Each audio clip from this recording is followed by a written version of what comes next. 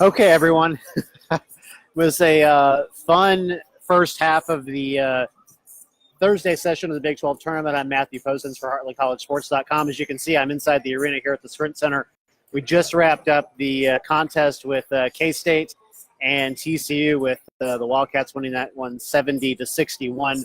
Iowa State won the early game 83-66. So we're going to spend the next several minutes just kind of breaking those two games down as they try to break things down here inside the arena to get ready for this evening's games between West Virginia and Texas Tech and TCU and Kansas. So we apologize for the background noise if you're hearing the music or anything else going on behind us. There's a lot of activity. But big win for Kansas State.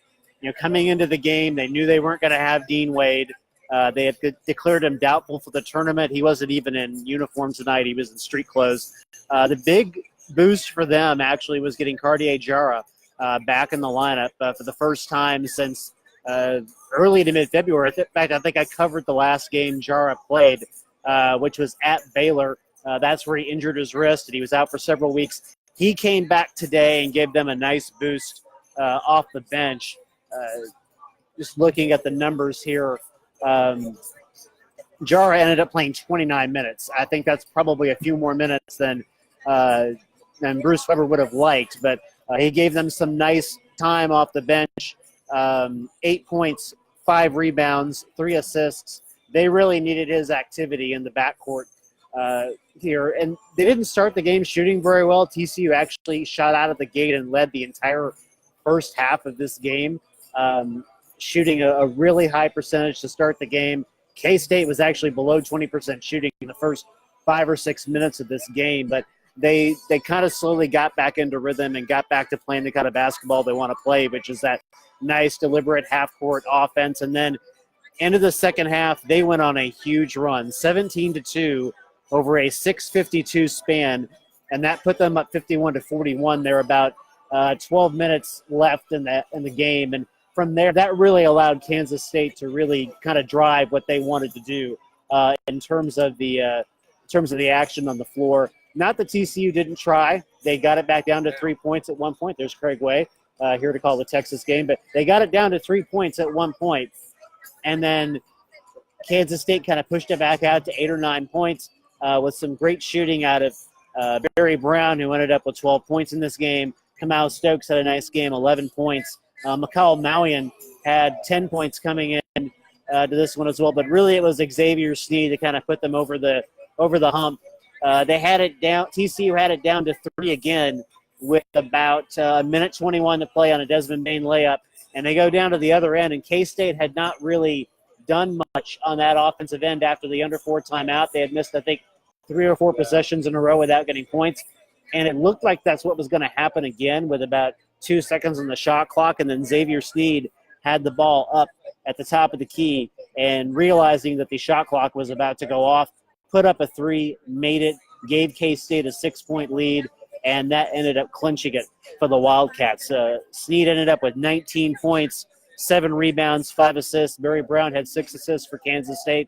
So, they were going to go to the NCAA tournament regardless, but I think they wanted to show that they could still win games without Dean Wade, something they've been able to show consistently over the last couple of years. TCU ends the season 20-13. They ended up getting 16 points out of Desmond Bain, 12 points out of Alex Robinson, 11 points out of Kevin Samuel.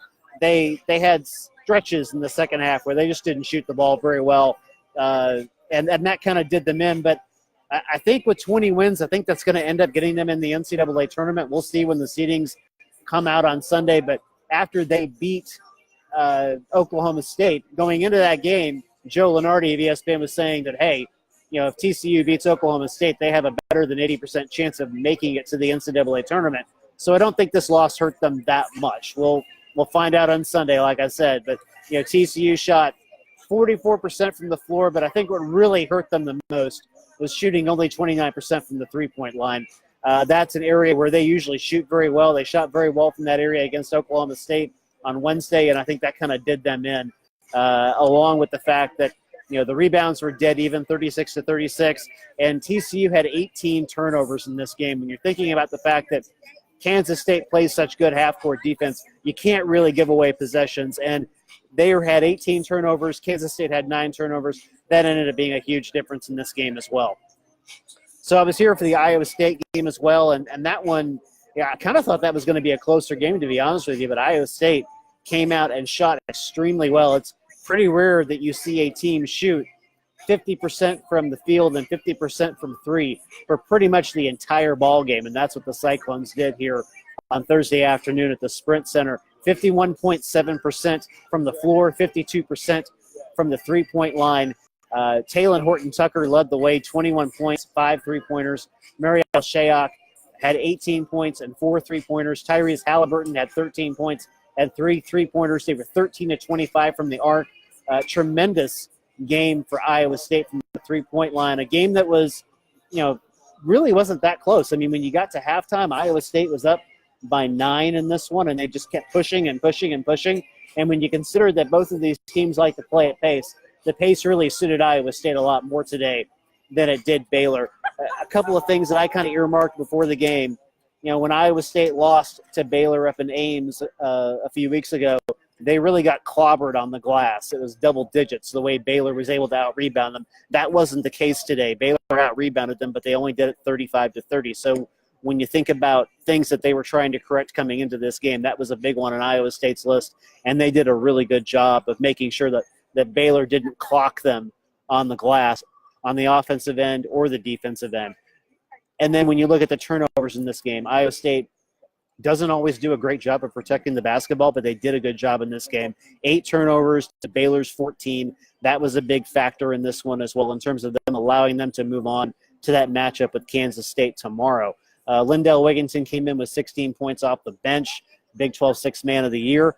Certainly proved his worth in this one. Baylor 19-13. They're probably going to the NCAA tournament. They were a pretty steady 8 or 9 seed in both Joe Lenardi's and Jerry Palm's bracketology. So, probably no real drama for them going into Selection Sunday. But you look at the team overall, 4 players in double figures. Mario Kegler with 16, Mark Vidal with 10, Makai Mason with 14, Devontae Bandu with 11. And Mason gave them a good game, 33 minutes, 14 points, 2 rebounds, 5 assists. He shot 4 of 8 from the three-point line in his first game back since last week. There's some question coming into the game, but he was in uniform an hour before, and there really was no doubt he was going to play, and he played well, and that bodes well for Baylor going into the tournament because they're going to have a winnable game, I think, in round 1, being probably an 8 or a 9 seed at this point. They might drop down to the 10 line, we'll see, but that's still not an unwinnable game for a 10 seed. But, like I said, Iowa State just shot the lights out of the building for the first game. So it's going to be them and Kansas State tomorrow in the first semifinal game. They're getting set up here in the arena for these other 2 games. That's Texas Tech and West Virginia. That's the first one. And then the late game, which is Kansas against Texas. We've got previews for both of those games up on our website right now at heartlandcollegesports.com. That's heartlandcollegesports.com. Our boss, Pete Bundo's back with both Kansas State and TCU getting quotes right now. I'm going to be working on my preview story for tomorrow between games here. And then, of course, we'll be tweeting throughout the 2 games this evening, and then I'll do another Facebook Live after we get done with the Kansas-Texas game. So this is Matthew Postins with Heartland College Sports. Thanks for joining us. Again, Iowa State beats Baylor, and Kansas State beats TCU to advance to a matchup tomorrow in the semifinals of the Big 12 tournament. Thanks for your time. Thanks for enjoying all of our content on the site, and we hope to talk to you again soon.